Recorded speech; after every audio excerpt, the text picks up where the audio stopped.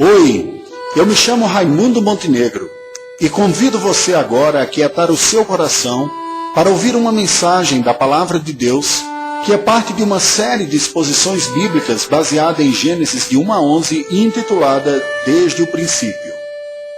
Peço que você acompanhe a leitura que passo a fazer desse texto que serve de base para a mensagem. Assim nos diz a palavra do Senhor. São estas as gerações dos filhos de Noé, Sem, Cã e Jafé. E nasceram-lhes filhos depois do dilúvio. Os filhos de Jafé são Gomer, Magog, Madai, Javã, Tubal, Meseque e Tiras. Os filhos de Gomer são Askenaz, Rifate e Togarma. Os de Javã são Elisá, Tarsis, Quitim e Dodanim. Estes repartiram entre si as ilhas das nações nas suas terras, cada qual segundo a sua língua, segundo as suas famílias, em suas nações. Os filhos de Cã, Cush, Mitzraim, Put e Canaã. Os filhos de Cush, Sebá, Avilá, Sabitá, Ramá e Sabetcá. E os filhos de Ramá, Sabá e Dedã. Cush gerou Nimrod, o qual começou a ser poderoso na terra. Foi valente caçador diante do Senhor. Daí dizer-se, como Nimrod, poderoso caçador diante do Senhor. O princípio do seu reino foi Babel, Ereque, Acade e Calné, na terra de Sinar. Daquela terra saiu ele para a Assíria, e edificou Nínive, Reobote-ir e Calá. E entre Nínive e Calá, a grande cidade de Rezém. Mitzraim gerou a Ludim, a Anamim, a Leabim, a Naftuim, a Patrusim, a Casluim, donde saíram os filisteus, e a Caftorim. Canaã gerou a Sidom, seu primogênito, e a Et, e aos Jebuseus, aos Amorreus, aos Girgazeus, aos Eveus, aos Arqueus, aos Sineus, aos Arvadeus, aos Emareus e aos Amateus. E depois se espalharam as famílias dos cananeus. E o limite dos cananeus foi desde Sidom, indo para Gerar, até Gaza, indo para Sodoma, Gomorra, Admá e Zeboim, até Laza. São estes os filhos de Cã, segundo as suas famílias, segundo as suas línguas, em suas terras, em suas nações. Assim, que foi pai de todos os filhos de Eber e irmão mais velho de Jafé, também lhe nasceram filhos. Os filhos de Sem são Elão, Assur, Arfaxade, Lude e Arã. Os filhos de Arã, Uz, Ul, Jeter e Mas. Arfaxade gerou a Salá, Salá gerou a Eber. A Eber nasceram 2 filhos. Um teve por nome Peleg, porquanto em seus dias se repartiu a terra. E o nome de seu irmão foi Joctã. Joctã gerou a Almodá, a Selef, a Azarmavé, a Gerá, a Adorão, a Uzal, a Dicla, a Obal, a Abimael, a Sabá, a Ofir, a Avilá e a Jobabe. Todos estes foram filhos de Joctã, e habitaram desde Messa, indo para Cefar, montanha do Oriente. São estes os filhos de Sem, segundo as suas famílias, segundo as suas línguas, em suas terras, em suas nações. São estas as famílias dos filhos de Noé, segundo as suas gerações, nas suas nações, e destes foram disseminadas as nações na terra depois do dilúvio. Oremos ao Senhor. Deus bendito, a tua palavra foi lida nesta noite. Palavra que foi inspirada pelo teu Espírito e que certamente tem algo a nos dizer. Senhor, nós somos incompetentes para discernirmos a tua vontade e mais ainda para respondermos a tua palavra com piedade, com nova vida. Tanto a compreensão devida quanto os efeitos dela só nos serão possíveis se formos assistidos pela tua graça, a iluminação do teu Espírito. Ó Deus, tenha misericórdia de nós. Não leve em consideração a inadequação do instrumento. Não leve em consideração as nossas barreiras. Nós te pedimos antes, vença-nos pelo poder da tua graça, Senhor, em nome de Jesus. Fale conosco, nós te pedimos, em nome do teu Filho. Amém, Senhor Deus. Amém. Este é um desses capítulos que nós lemos na Palavra de Deus, que parece que não tem muito o que nos dizer, não é verdade? Quando nós lemos aquelas genealogias, os primeiros livros da Bíblia costumam ter muitas delas, e dependendo das linhas de interpretação, nós vamos perceber que estas genealogias elas têm o propósito de fazerem marcações importantes na história da redenção. Estes nomes não estão aqui simplesmente para apresentar nome de pessoas. Nós estamos numa etapa desta revelação bíblica no livro de Gênesis, desses começos universais, que são os primeiros 11 capítulos, que é a série que nós estamos caminhando aqui, quando falamos à noite na igreja, não é? Nós estamos chegando perto do final. E depois que Moisés descreveu as grandes origens, ele está se aproximando aqui sobre um tema que compõe a nossa realidade humana, que é a origem da diversidade humana. O período composto por esta genealogia aqui é mais abrangente do que nós podemos imaginar. Até mesmo porque algumas dessas genealogias, como a de Sem, por exemplo, elas não são exaustivas, não estão necessariamente cobrindo todas as gerações possíveis. Há um número fechado de gerações, número 10, que no imaginário bíblico compõe uma totalidade. Então está falando de toda uma descendência, sem cobrir necessariamente o período cronológico de cada uma dessas gerações. Mas este ponto veio aqui, na palavra de Deus, sob a inspiração do Espírito Santo, para despertar nos leitores originais a consciência da unidade essencial da espécie humana.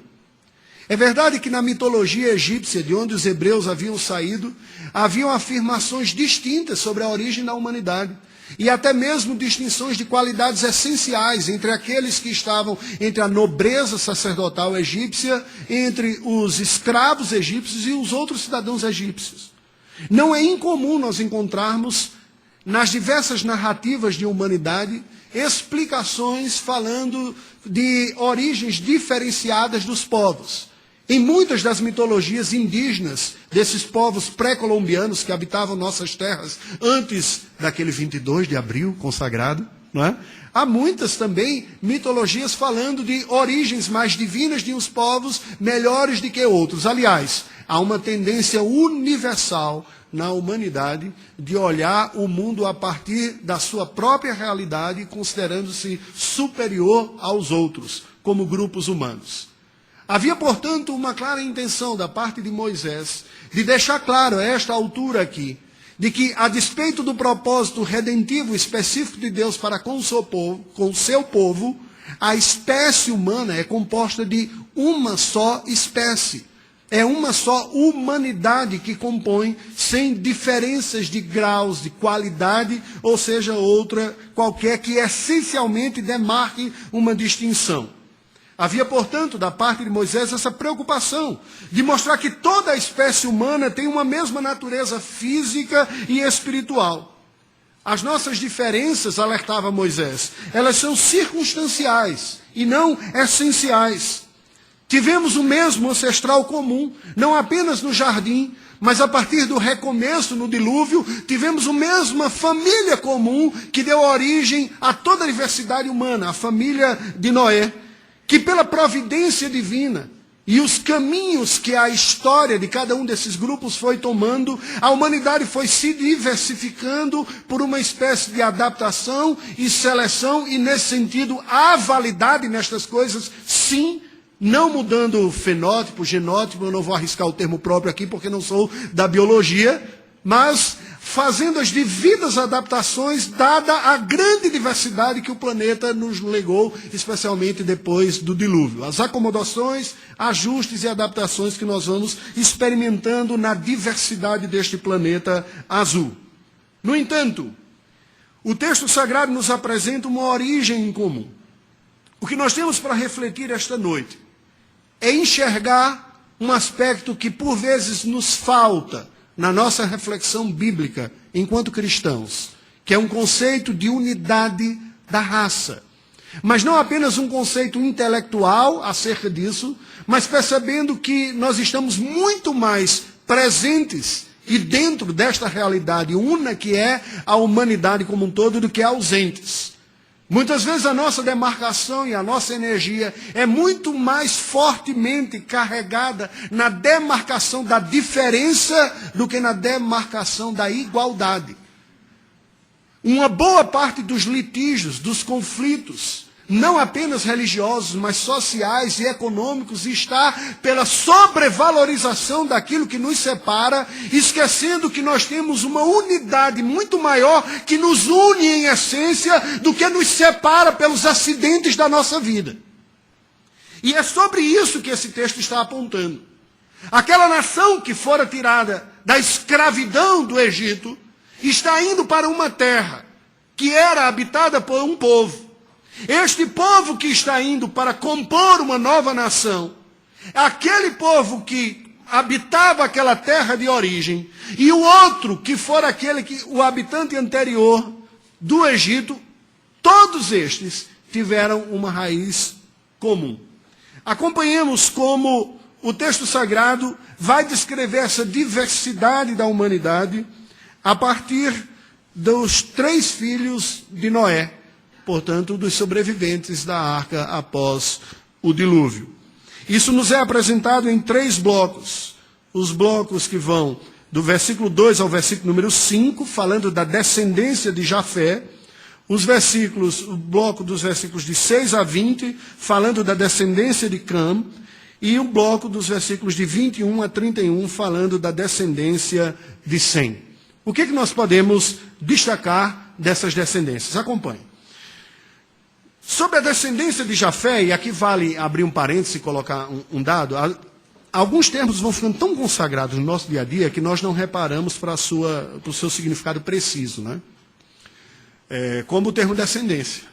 É comum você dizer assim, você encontra alguém que diz, eu tenho descendência espanhola. A descendência são precisamente as gerações posteriores. Então, se você está se referindo à origem familiar, é a ascendência, né? Eu tenho uma ascendência espanhola e a descendência são os filhos, os netos, os bisnetos. Essa seria a descendência que você teria.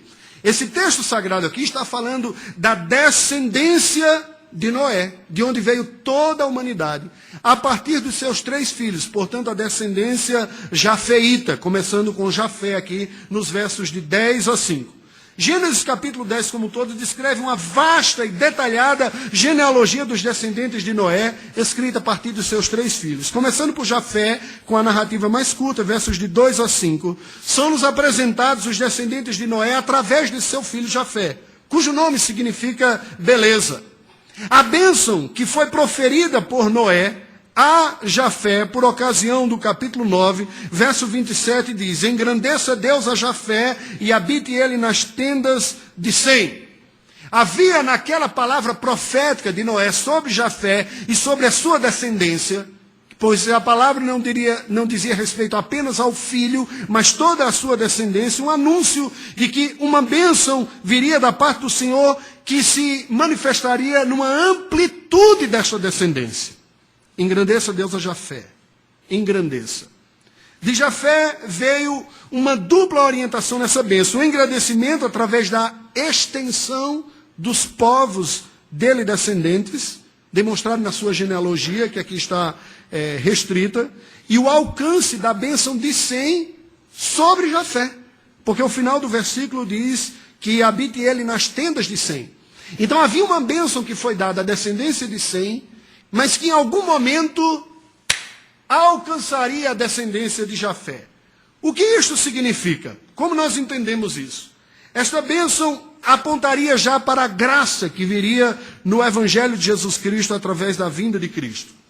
A listagem da descendência de Jafé era bastante resumida, sem demonstrar a extensão após o episódio de Babel. Ela se concentra no período histórico anterior àquilo que o capítulo seguinte vai detalhar. Pega um momento importante dessa história e dá um zoom, que é o capítulo de número 11, falando sobre um episódio importante de Babel, que pela graça do Senhor haveremos de estar na semana que vem. Mas esta descendência é concentrada no período anterior e a expansão dos povos descendentes dele. O que está nos sendo dito aqui é que, apesar de ter suprimido uma parte mais final, pós aquele período de Babel, Isso nós podemos até entender que porque não houve muitos personagens destacados nesta segunda parte da genealogia, ele está apenas mapeando uma parte inicial.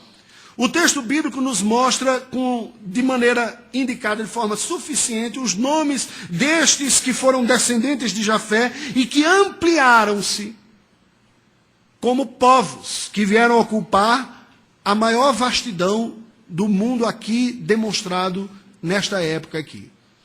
Dos jafeitas vieram povos que ocuparam o elevado planalto do sul, estendido do ocidente do Mar Cáspio, passando pela região montanhosa por cima do Mar Negro, portanto dando origem a povos europeus e asiáticos na parte central, estendendo-se pelas ilhas e costas do Mediterrâneo Oriental e até o extremo ocidente, tendo se estabelecido na região correspondente atual ao noroeste do Irã à Turquia e se estendendo pelas ilhas gregas e de Chipre.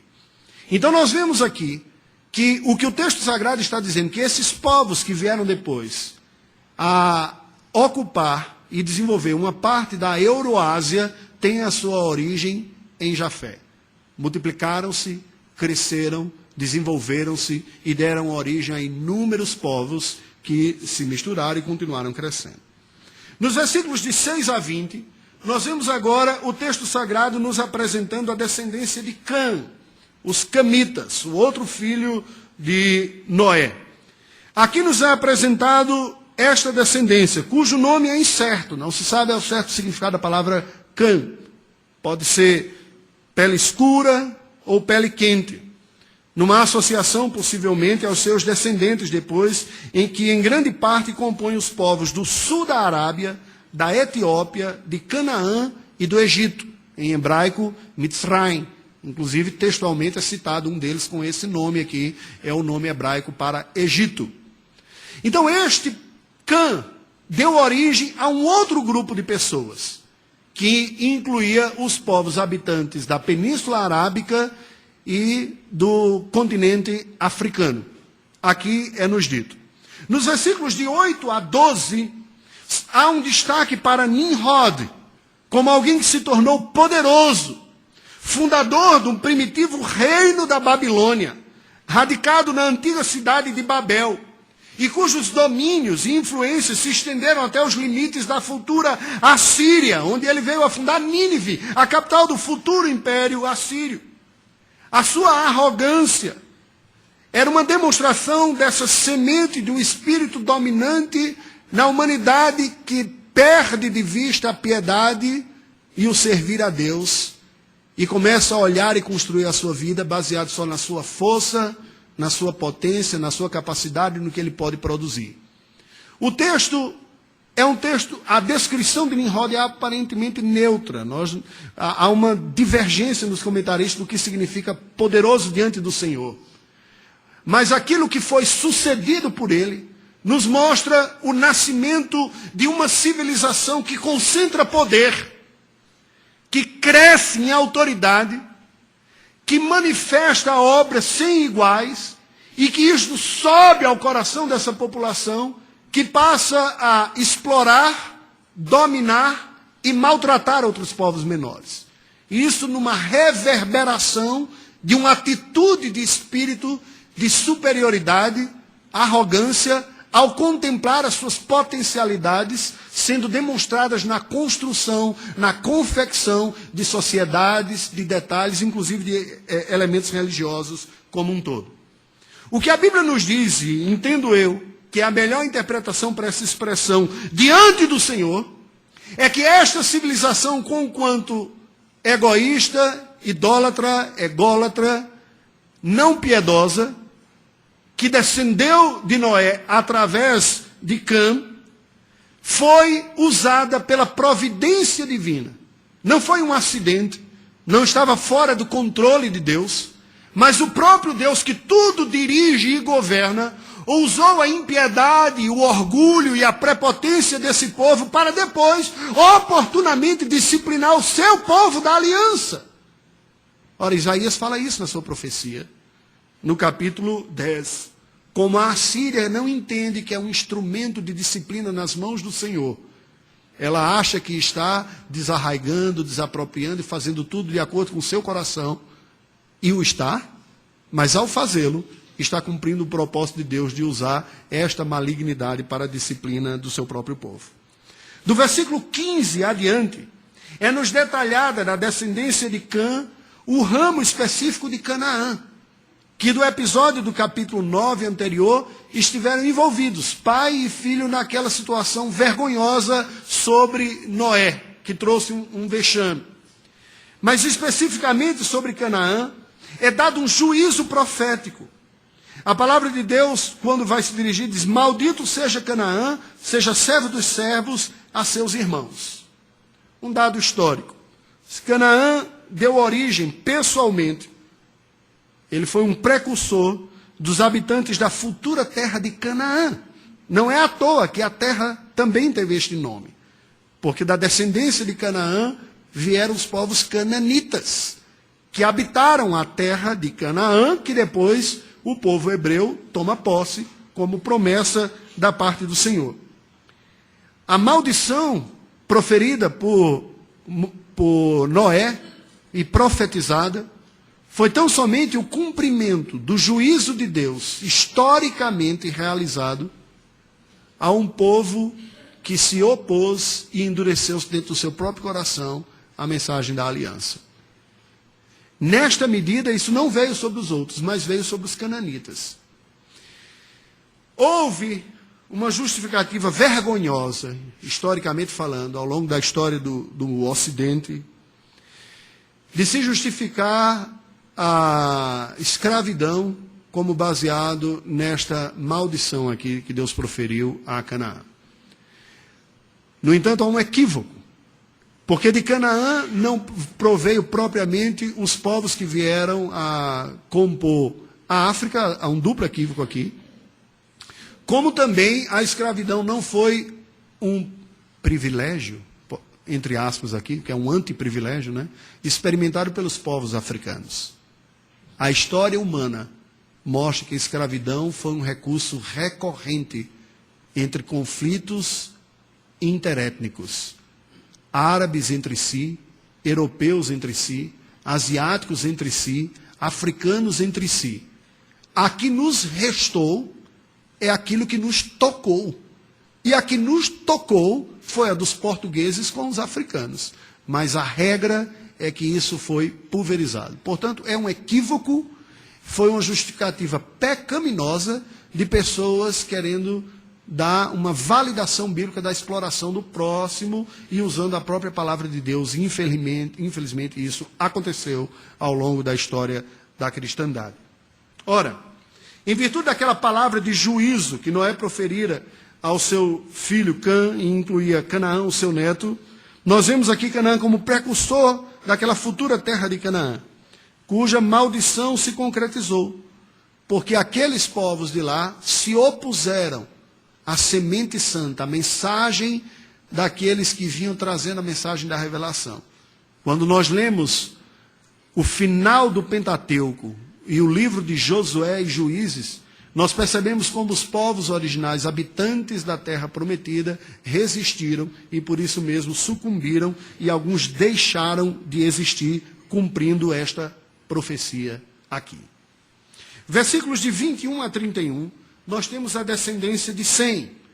Moisés narra a descendência de Noé através do seu filho Sem, o precursor histórico dos povos, por assim chamados semitas.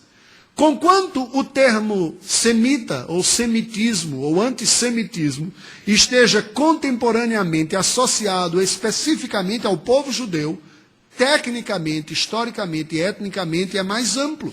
Se estende a todos os povos que ocupam aquilo que em inglês é chamado de Oriente Próximo, em português costumamos chamar de Oriente Médio. Os povos que ocupam aquela península oriental da Arábia.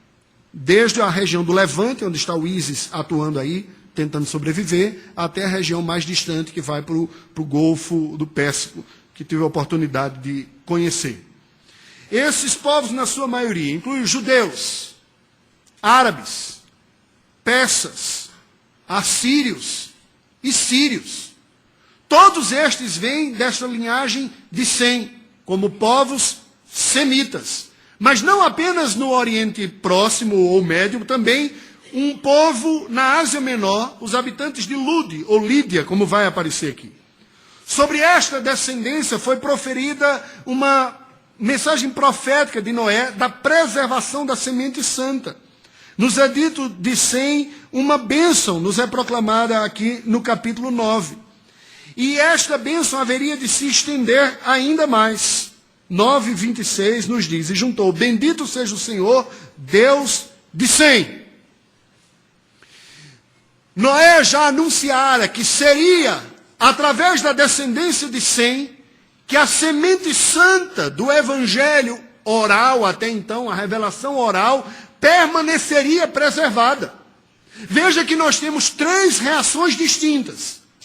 Uma ordem de um povo, de vários povos que se oporiam e se distanciariam geração após geração daquela primeira família noaica que sobreviveu da arca. Geração após geração, os camitas iriam se distanciando disso.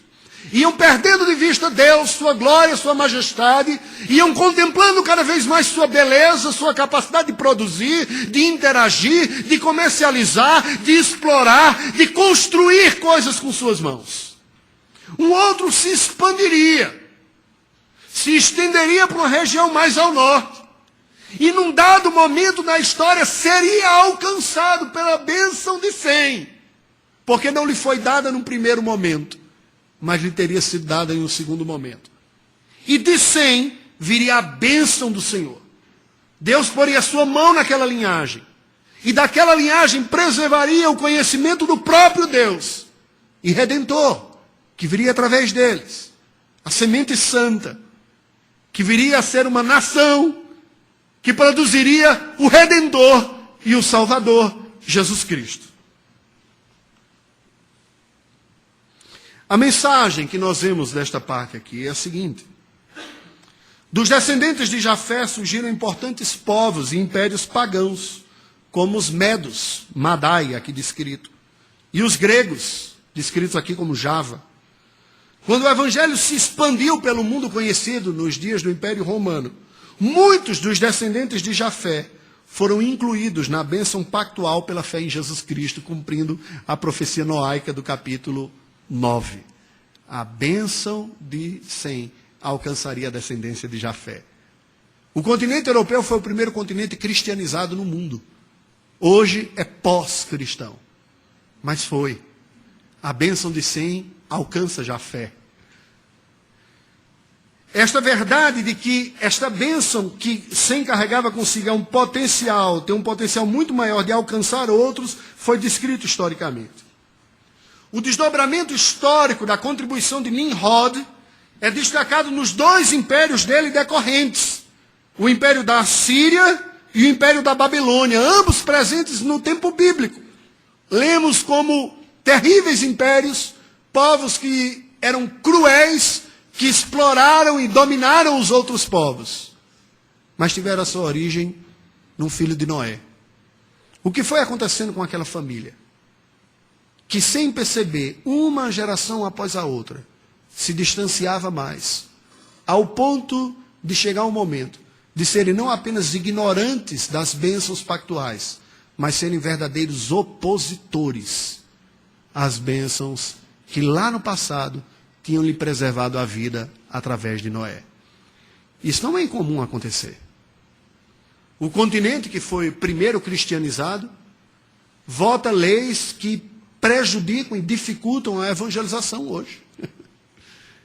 Na União Europeia, dando exemplo, uma abordagem de rua de evangelização pode ser criminalizada, porque a atitude pode ser considerada pela lei, ser enquadrada como sendo uma perturbação alheia. Isso é um crime que você está fazendo comigo, me parando na rua para me evangelizar. Você está perturbando a minha paz. O que ocorreu com um continente que havia sido cristianizado na sua maioria? O que ocorreu com aqueles países que tinham igrejas lotadas com centenas e milhares de pessoas para ouvir a palavra de Deus? E que muitos deles hoje se tornaram shoppings, outros se tornaram mesquitas, outra coisa. E o que ocorreu? As gerações foram se distanciando, foram esfriando, e depois se tornaram opositoras à bênção que tinham experimentado. Mas mais, da descendência de Noé apresentada neste capítulo 10, resta-nos o claro ensino bíblico da unidade da raça humana. Apesar destas escolhas, decisões, configurações distintas, ocupações geográficas diferenciadas, seleções e combinações genéticas que vão se diferenciando cada vez mais, com pigmentações, com roupa, com costume, com comida, o texto está nos mostrando que toda esta diversidade, na verdade, é uma espécie de uma película superficial, porque nós somos todos iguais em nossa essência. Nós somos descendentes de um só homem, de Adão, caído, de uma só família, a família de Noé. E através dos seus filhos, Sem, Cã e Jafé, a humanidade foi constituída. Particularmente, a partir de Sem, descende aquela preservada semente santa da mulher, lá do jardim, a fé e a linhagem que traria o Salvador, os hebreus. O que isso tem a dizer a nós como igreja? O que a descendência de Noé tem a nos dizer como igreja no século 21? A história registra que, exceto os cananitas, o restante dos camitas também recebeu a graça da salvação pelas missões da igreja. Porque nos primeiros séculos o evangelho se estendeu de tal maneira no Oriente Médio e pelo Império Romano, que no norte da África, que compunha o Império Romano, haviam fortes comunidades cristãs, algumas das quais existem até os dias de hoje, apesar da ameaça do Estado Islâmico, como a igreja copta, uma igreja antiga, mais antiga do que catolicismo e ortodoxo, ou coisas desse tipo, numa tradição própria. O maior teólogo cristão da antiguidade era um africano, Santo Agostinho, cujo legado teológico é inegavelmente perceptível na teologia reformada. Lá está. Então veja que esta bênção de Deus se estende e se derrama a outros. Não só nos primeiros séculos o evangelho se estende pela Ásia Menor, mas aos poucos esta bênção de Sem vai se estendendo também, alcançando outros. A genealogia de Noé fala à igreja contemporânea sobre a nossa responsabilidade evangelística e missionária. Preste atenção. Responsabilidade. Eu sei, desde que eu voltei para Belo Horizonte, eu ouço gente dizendo, nós temos que olhar para dentro, porque a gente olhou muito para fora. Nós temos que olhar para dentro, mas nós nunca poderemos deixar de olhar para fora. É pecado. Nós temos que olhar para dentro e temos que olhar para fora, simultaneamente, o tempo todo. Este é o modelo de Deus. Não olhar para fora é ver passivamente pecar, vendo o mundo apodrecer como se não tivesse nada a ver conosco. E tem. Deus nos colocou nessa geração. Nós não podemos ser cúmplices, omissos e assistir uma sociedade se distanciando de Deus e como se nós não tivéssemos nada a ver com isso. Temos um papel em nossa geração que deveremos cumprir. É nosso dever ir buscar aqueles que estão fora da aliança da graça. Há um alerta aqui.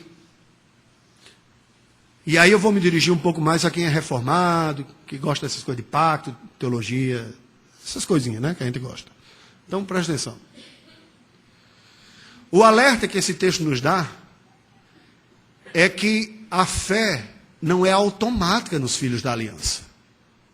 Eu ouço com uma certa preocupação algumas pessoas dizer, meu filho é filho no pacto, virá. Não. Olha este capítulo aqui e vê o que aconteceu nesses filhos de pacto aqui. Os filhos do pacto desgraçado aqui que fizeram. A gente não consegue identificar como eles começaram a se distanciar, nem a partir de como, de quando. Mas começou, em algum momento. É imperativo sobre nós o cuidado da próxima geração. Do mesmo jeito que eu tenho a responsabilidade de estender esta bênção pelo mundo, eu tenho que cuidar daqueles que me foram dados como responsabilidade primeira. Orar, chorar, encucar, insistir, não desistir.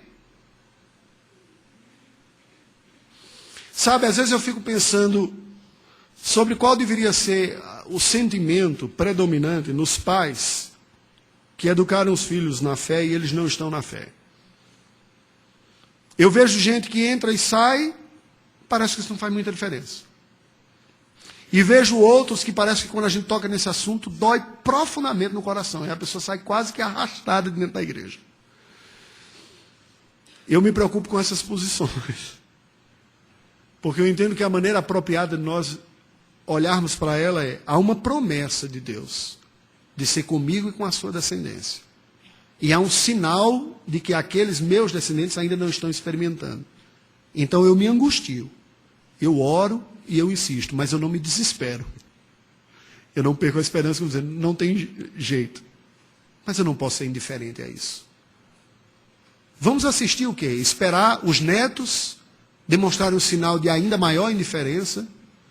Ou, se estivermos vivos, os bisnetos não saberem dizer nada sobre fé? Não. Repousa sobre nós uma responsabilidade. Alguém já falou de uma forma muito acertada de que possivelmente uma das coisas que mais falta à igreja evangélica latino-americana e brasileira é a perspectiva coletiva. Porque a nossa mensagem é por demais individualizada. Parece que estamos preocupados com a nossa alma, o nosso bem-estar espiritual, a nossa salvação, e não conseguimos nem sequer pensar na geração seguinte. Em o que estamos fazendo para a próxima geração. Esse texto grita isso diante de nós. Que isso não pode ser considerado de lado. Isso tem que estar na nossa agenda, na nossa pauta, na nossa oração, no nosso investimento. Os descendentes naturais, pela graça de Deus, haverão de assumir a sua herança de fé. Mas para isso nós precisamos investir na vida deles. Que não apostatem, como Cã e Jafé. Mas ainda que apostatem, a bênção de Sem se estenderá até as tendas de Jafé. Ouviram? Ainda que fique distante, isso não é um prognóstico de desgraça. Você não pode perder a esperança. Você vira, Senhor, estende a tenda de Sem até aquele canita desgraçado.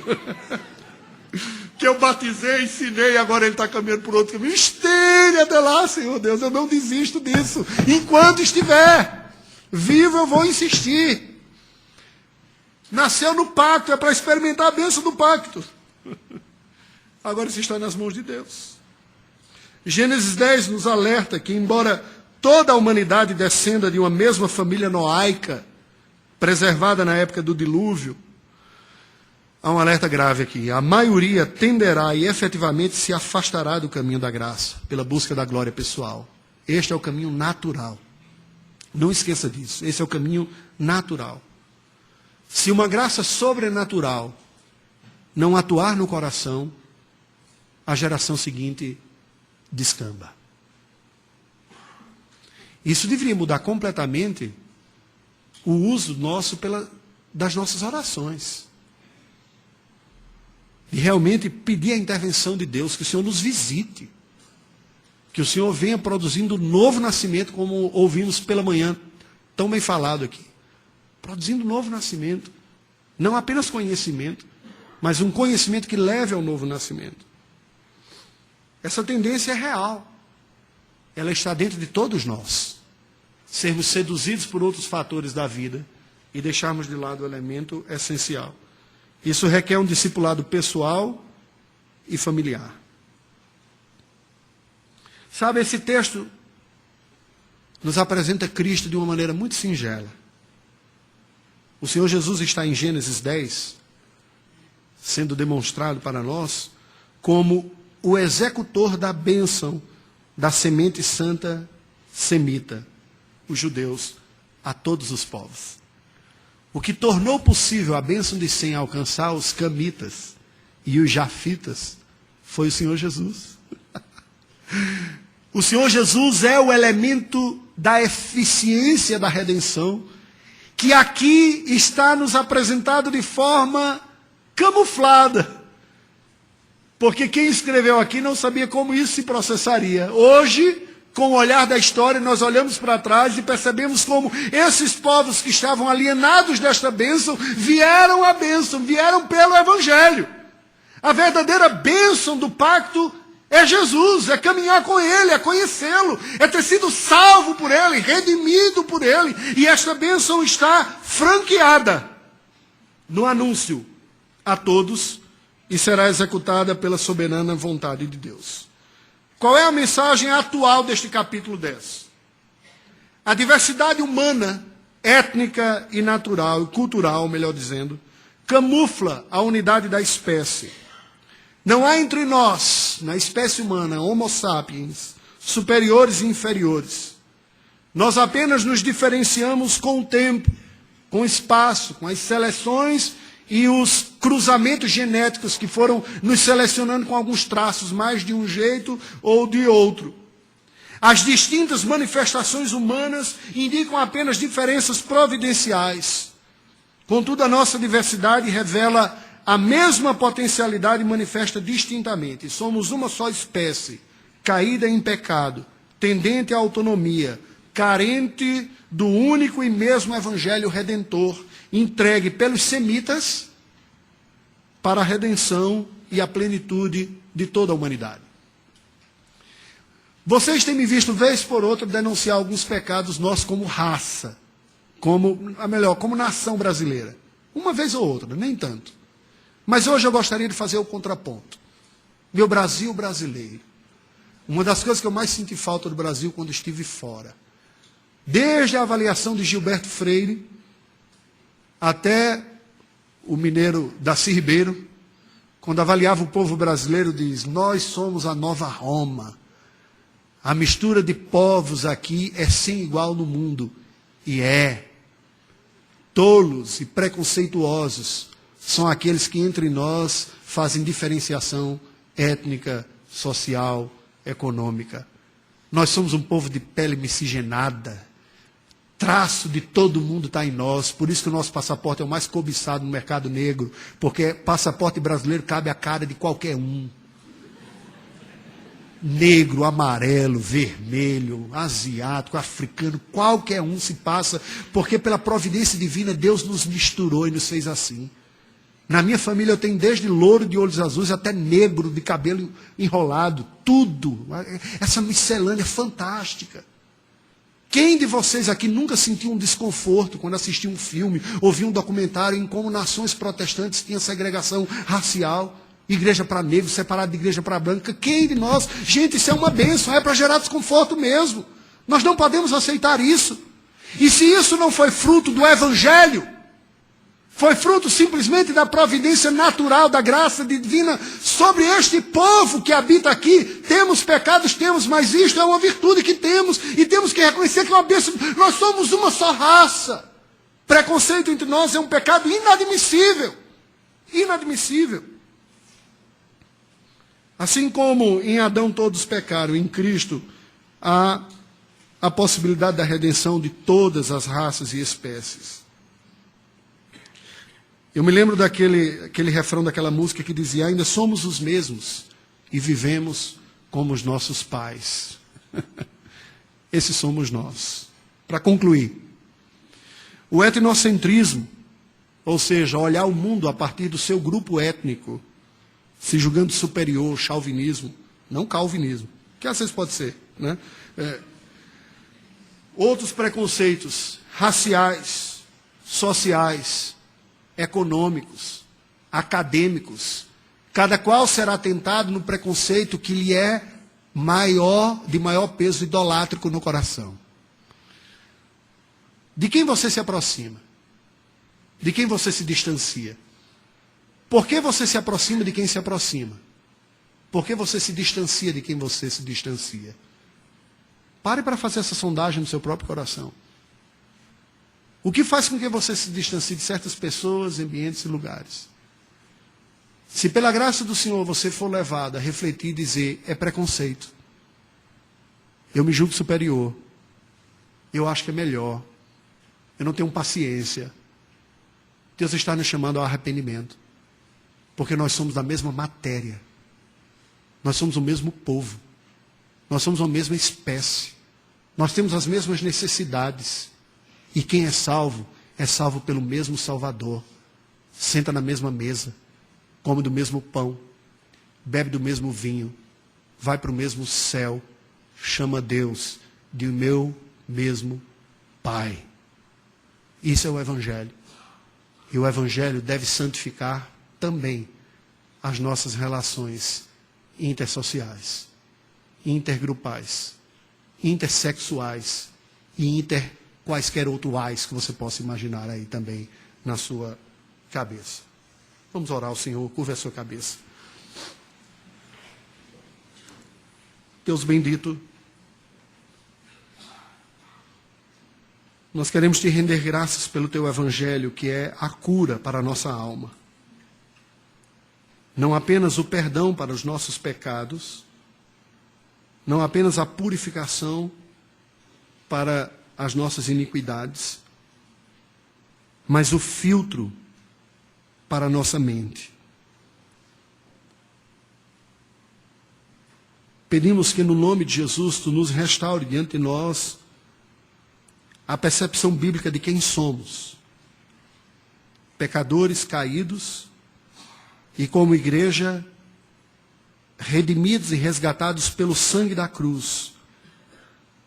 Que seja esta, Senhor Deus, a nossa identidade essencial, real, mais rica, profunda, com a qual nos identificamos e que nos define, que nos qualifica.